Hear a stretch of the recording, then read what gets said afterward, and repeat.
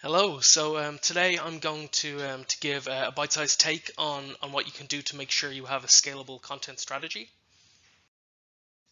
Obviously, today managing and distributing digital content is one of any organization's most prominent challenges.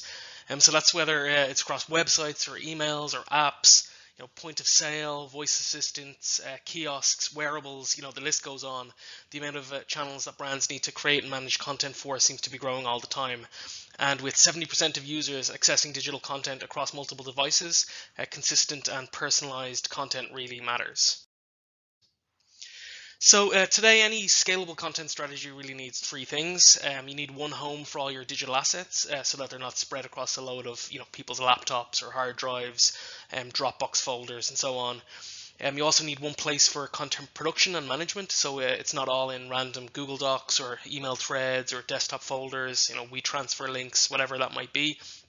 And you also need a way to distribute that content to wherever it needs to go. So it could be websites, apps, email, third parties, wherever it might be. So this is obviously a huge challenge for businesses today, and one that's compounded when aiming to personalize content at scale. So the more content you need, the more need there is to manage it in the right way.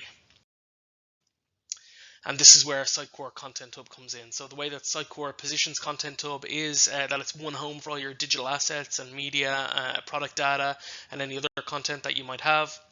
It's also a place where you can plan and schedule and organize content production.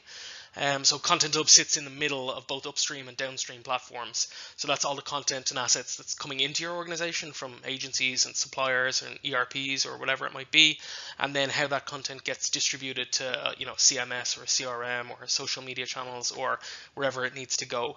So that's their grand vision of where Content Hub sits, and you can see that it clearly meets the three areas that we outlined before. So if you look at the high-level considerations that you need to make when setting out your strategy under these pillars, from an asset point of view, you need to make sure that your assets are tagged up correctly. So they're using whatever schema or taxonomies are relevant to your organization.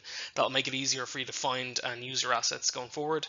You need to think about asset migration if you're setting up a new DAM or just getting new assets into a current DAM in bulk. So will that be via an API or manual upload? You also need to think about control, so who can access which assets. So this can be set with user groups and permissions. And from the content point of view, you need to think about workflow processes. What are the steps for submitting content, giving feedback or approval, and how this might need to be tailored to different content types. And you also need to think about who's responsible for what during the process. This can be set in the user roles for jobs and projects on a customized basis as well. That's as distinct from the asset permissions.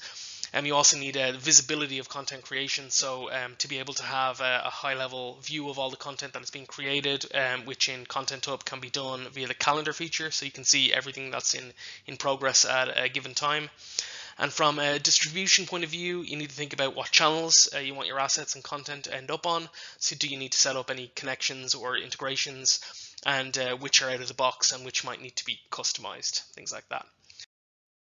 So that's just a high-level overview. Kind of, you can use it as a jumping-off point for your content strategy. And yeah, if you want to discuss this further, feel free to get in touch with us on the details below, and we'd love to have a chat with you about it. Thank you.